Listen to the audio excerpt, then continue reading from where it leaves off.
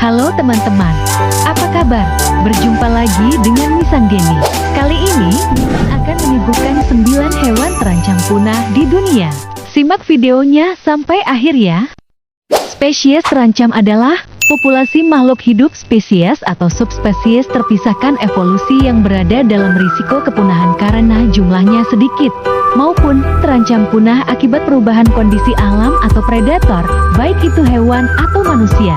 Berbagai negara di dunia memiliki undang-undang perlindungan istimewa bagi habitat atau spesies terancam yang berisi pelarangan perburuan, pembatasan pengembangan lahan, atau penetapan daerah cagar alam dan suaka marga satwa. Laju kepunahan spesies sepanjang 150 tahun belakangan ini sangat memprihatinkan. Spesies mengalami evolusi dan punah secara alami sejak ratusan juta tahun yang lalu. Tetapi, laju kepunahan belakangan ini jauh lebih tinggi dari laju kepunahan rata-rata pada skala evolusi planet bumi. Bila tingkat laju kepunahan berlanjut atau terus meningkat, jumlah spesies yang menjadi punah dalam dekade berikut bisa berjumlah jutaan. Sebagian besar orang hanya berpikir hanya spesies mamalia berukuran besar dan burung yang terancam punah. Tetapi sebenarnya kestabilan seluruh ekosistem menjadi terganggu dengan punahnya spesies kunci pada salah satu rantai makanan. Berikut ini adalah 9 hewan yang termasuk dalam satwa terancam punah dan dilindungi. Yang pertama ada elang Flores.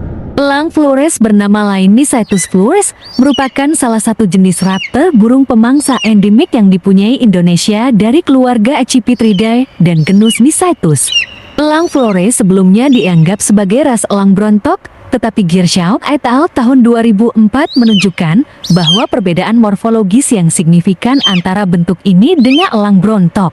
Tahun 2005 elang Flores ini ditempatkan di genus Mycetus mengikuti rekomendasi Helbig et al. Tahun 2005. Elang Flores tergolong burung berukuran besar dengan panjang tubuh sekitar 60-79 cm. Warna kepala putih, kadang dengan garis-garis coklat pada mahkota. Tubuh bagian atas coklat kehitaman, dada dan perut putih berpalang coklat kemerahan yang tipis. Ekor coklat dengan 6 garis gelap, kaki putih. Tidak ada perbedaan signifikan antara jantan betina dan dewasa muda. Mirip dengan elang brontok muda. Elang ini dapat dijumpai di daerah timur, khususnya di Pulau Flores, Sumbawa, dan Lombok di perbatasan Taman Nasional Rinjani serta di 2 pulau Satonda di dekat Sumbawa dan Rinca di dekat Komodo. Di kawasan dekat pemukiman, elang ini memiliki kebiasaan memangsa ayam peliharaan yang menyebabkan burung pemangsa ini sering diburu oleh petani karena dianggap sebagai hama. Elang ini juga memakan burung, kadal, ular, dan mamalia kecil. Dari studi lapangan tentang elang Flores ini, Gershaw et al. Tahun 2004 menyimpulkan bahwa populasi spesies ini sekitar kurang dari 100 pasang, berdasarkan estimasi ukuran wilayah mereka sejauh 40 km persegi. Raharjaningtrah dan Rahman tahun 2004 secara independen memperkirakan populasi pada 73-75 pasangan, berdasarkan ekstrapolasi mereka dari perkiraan ukuran jelajah rumah 38,5 km persegi.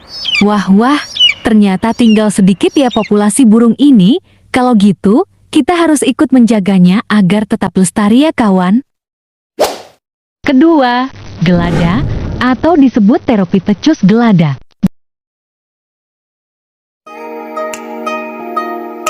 Gelada adalah spesies monyet yang hanya dapat ditemui di dataran tinggi Ethiopia dengan populasi yang besar di pegunungan Semin. Gelada sebenarnya bukanlah babun. Babun adalah anggota genus Papio, tetapi merupakan satu-satunya anggota genus Pteropithecus yang masih ada.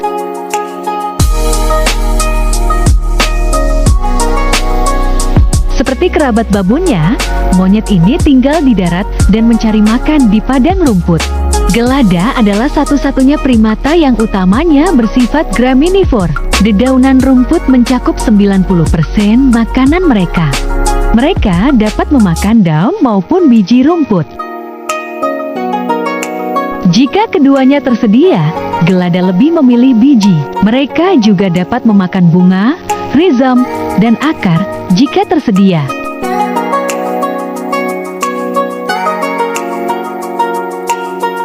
Terdapat dua subspesies gelada, yaitu gelada utara, Theropithecus gelada-gelada. Yang kedua, gelada timur, gelada selatan, atau gelada haublin, Theropithecus gelada obscurus. Hewan ini juga termasuk dalam satwa yang dilindungi, jadi jangan coba-coba memburunya ya. Selanjutnya, kanguru pohon. Kanguru pohon memiliki nama latin Dendrolagus goodfellowi. Binatang unik ini dalam bahasa Inggris dikenal dengan nama Goodfellow's tree kangaroo atau Ornate tree kangaroo. Nama kanguru ini diambil dari nama seorang kolektor zoological berkebangsaan Inggris yang bernama Walter Goodfellow. Kanguru pohon adalah makropod yang beradaptasi dengan lingkungan di atas pohon. Mereka mendiami hutan hujan di Australia dan Papua, Queensland, dan pulau-pulau terdekat. Meski sebagian besar ditemukan di daerah pegunungan, beberapa spesies juga terdapat di dataran rendah seperti Dendrolagus padex. Sebagian besar kanguru pohon merupakan hewan yang terancam punah akibat perburuan dan kehilangan habitat. Terdapat 12 spesies kanguru pohon. Mereka memiliki variasi ukuran dan warna bulu yang cukup signifikan, dengan ukuran kepala dan panjang tubuh sekitar 41 hingga 77 cm, 16 hingga 30 inci. Panjang ekor 40 hingga 87 cm, 16 hingga 34 inci, dan berat mencapai 14,5 kg, 32 pon, dan yang betina berukuran lebih kecil dari jantan. Berikut ini adalah spesies yang masuk ke dalam genus Dendrolagus. 1. Dendrolagus nustus. Habitat sebelah utara dan barat Pulau Papua, Pulau Yapen, Pulau Salawati, dan Pulau Waigeo. Dendrolagus lumholtzi, Queensland, Australia. Kedua, Dendrolagus bennetianus, Queensland, Australia. Ketiga, Dendrolagus ursinus, Semenanjung Doberai, Papua. Keempat, Dendrolagus matsky, Tanjung Huan, Papua Nugini. Dan kelima, Dendrolagus dorianus, bagian barat, tengah, dan tenggara Papua. Yang keenam, ada Dendrolagus talarum, dataran tinggi Papua. Ketujuh, Dendrolagus goodfellowi, bagian tengah dan tenggara Papua. 8. Dendrolagus pulcherimus, pegunungan Foja dan pegunungan Torsali, Papua. 9. Dendrolagus padex, barat daya Papua Nugini. Selanjutnya, ada Dendrolagus mbaiso, dataran tinggi Papua. Dan terakhir, Dendrolagus kota, Provinsi Sandaun, Papua Nugini. Kanguru jenis ini tergolong lambat dan terlihat agak repot ketika bergerak di darat. Namun, ketika berada di atas pohon, mereka sangat lincah. Mereka juga merupakan pelompat yang tangguh. Menurut data, mereka dapat melompat dari pohon setinggi 30 kaki ke tanah tanpa terluka sedikit pun. Satwa ini mempunyai fisik yang unik, sehingga tidak sulit untuk mengenalinya. Kanguru mempunyai dua kaki belakang yang kuat dengan telapaknya yang besar, didesain khusus untuk melompat. Selain terkenal karena termasuk mamalia berkantung marsupilaya, kanguru juga terkenal karena lompatannya. Kanguru bisa melompat 20-25 km per jam dan bisa meningkatkan kecepatannya hingga 70 km per jam. Dengan berat tubuh sekitar 15-30 pounds dan dengan gigi kecil yang dimilikinya, makanan pokok kanguru pohon adalah dedaunan, bunga, buah-buahan, ranting pohon, telur, burung kecil, dan rerumputan. Yang keempat, lagi-lagi dari Indonesia guys, burung bidadari halmahera. Burung bidadari halmahera berbahasa Latin Semyoptera wallacei. Burung ini adalah jenis cendrawasih berukuran sedang, sekitar 28 cm, berwarna coklat zaitun. Cendrawasih ini merupakan satu-satunya anggota genus Semyoptera. Burung jantan bermahkota warna ungu dan ungu pucat mengkilat dan warna pelindung dadanya hijau yamrut. Cirinya yang paling mencolok adalah Dua pasang bulu putih yang panjang yang keluar menekuk dari sayapnya, dan bulu itu dapat ditegakkan atau diturunkan sesuai keinginan burung ini. Burung betinanya berwarna coklat zaitun dan berukuran lebih kecil, serta punya ekor lebih panjang dibandingkan burung jantan. George Robert Gray dari Museum Inggris menamai jenis ini untuk menghormati Alfred Russel Wallace, seorang naturalis Inggris dan pengarang buku The Malay Archipelago. Orang Eropa pertama yang menemukan burung ini pada tahun 1858. Burung bidadari halmahera adalah burung endemik Kepulauan Maluku dan merupakan jenis burung cendrawasih sejati yang tersebar paling barat.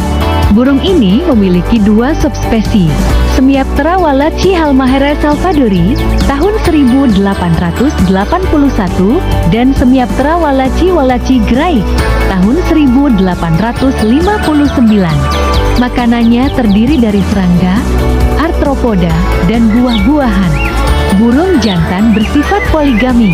Mereka berkumpul dan menampilkan tarian udara yang indah, meluncur dengan sayapnya, dan mengembangkan bulu pelindung dadanya yang berwarna hijau mencolok.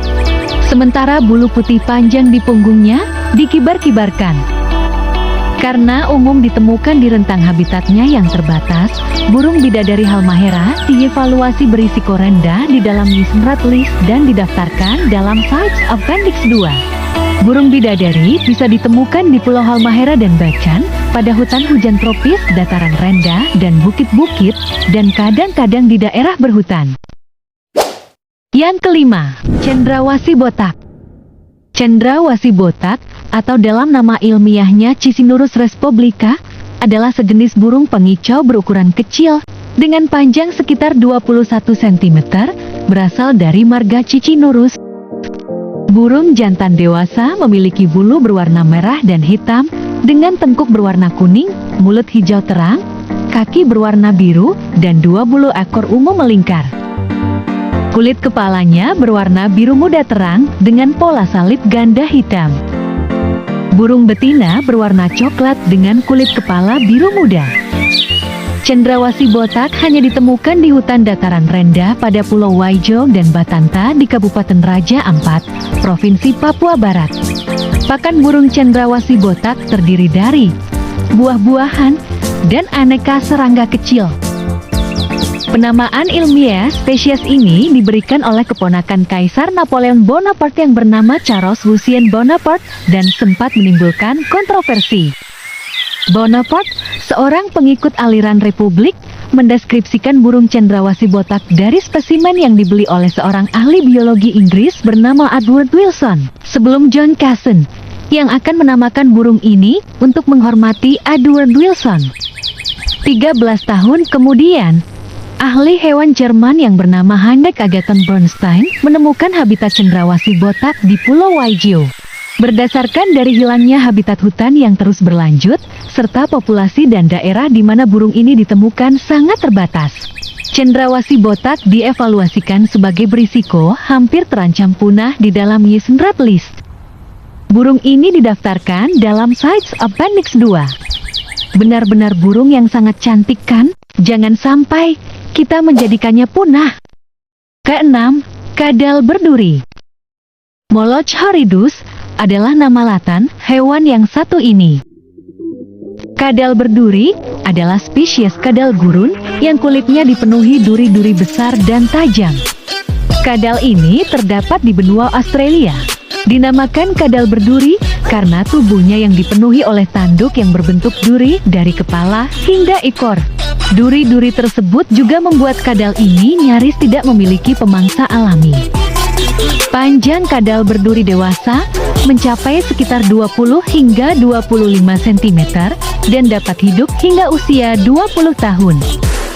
Kadal betina memiliki ukuran tubuh yang lebih besar daripada kadal jantan. Tubuhnya berwarna kuning kecoklatan dengan bercak-bercak berwarna oranye seperti warna gurun pasir tempat tinggalnya. Ketika musim panas, warna tubuhnya menjadi lebih cerah, sedangkan pada musim dingin, warnanya menjadi kusam atau agak kelabu. Ciri khusus dari kadal ini adalah tubuhnya yang dipenuhi oleh duri-duri yang ukurannya bervariasi. Pada punggungnya terdapat duri besar dan duri kecil. Sebanyak 3 hingga 4 baris yang saling berjejer dari belakang leher hingga pangkal ekor. Pada sisi badan, perut, dan ekornya dipenuhi oleh duri-duri berukuran kecil.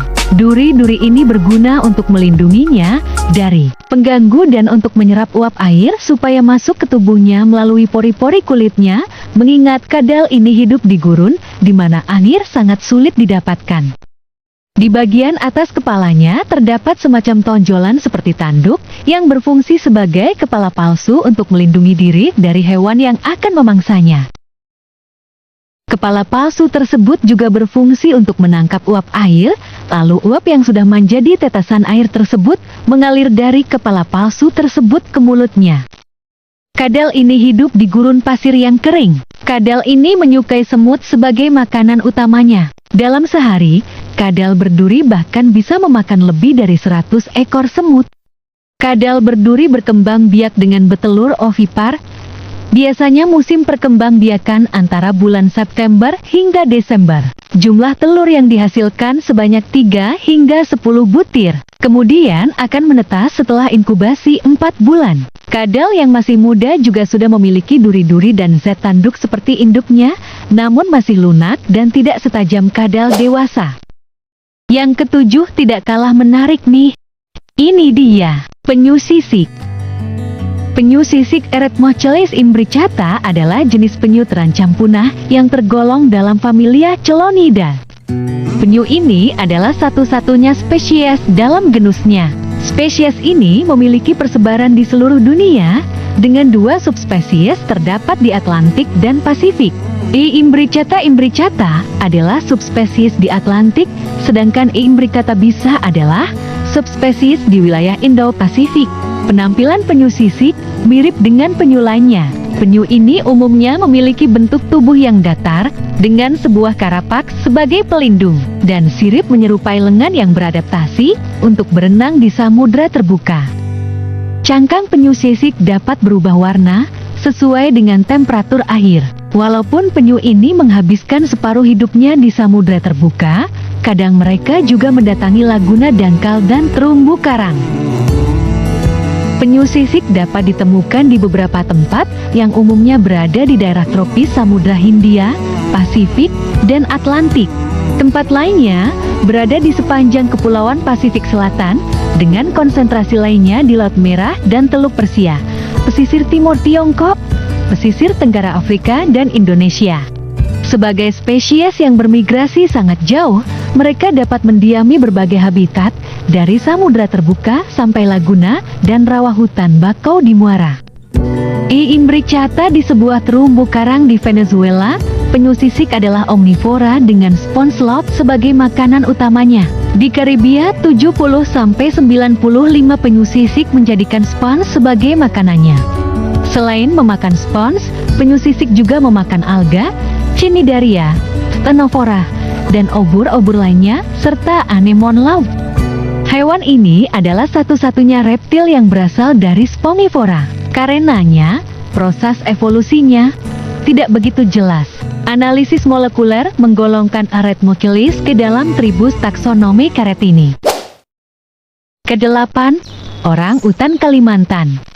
Orang utan Kalimantan, Pongo pygmaeus, adalah spesies orang utan asli Pulau Kalimantan. Orang utan Kalimantan masuk ke dalam genus Pongo yang dapat ditemui di Asia. Orang utan Kalimantan memiliki lama waktu hidup selama 35-40 tahun di alam liar, sedangkan di penangkaran dapat mencapai usia 60 tahun. Hewan ini adalah jenis kera besar dengan lengan panjang dan berbulu kemerahan atau coklat yang hidup di hutan tropis Indonesia dan Malaysia, khususnya di Pulau Kalimantan dan Sumatera. Istilah orang utan diambil dari kata dalam bahasa Melayu, yaitu orang yang berarti manusia, dan utan yang berarti hutan. Orang utan mencakup 3 subspesies, yaitu orang utan Sumatera Pongo abeli, orang utan Kalimantan Borneo Pongo pygmaeus, serta orang utan Tapanuli Pongo tapanuliensis. Orang utan memiliki hubungan kekerabatan yang dekat dengan manusia dengan tingkat kesamaan DNA sebesar 96,4%. Orang utan memiliki tubuh yang gemuk dan besar, berleher besar, lengan yang panjang, kaki yang tertunduk, dan tidak mempunyai ekor. Dengan tinggi sekitar 1,25 sampai 1,5 meter. Tubuh orang utan diselimuti rambut merah kecoklatan. Mereka mempunyai kepala yang besar dengan posisi mulut yang tinggi.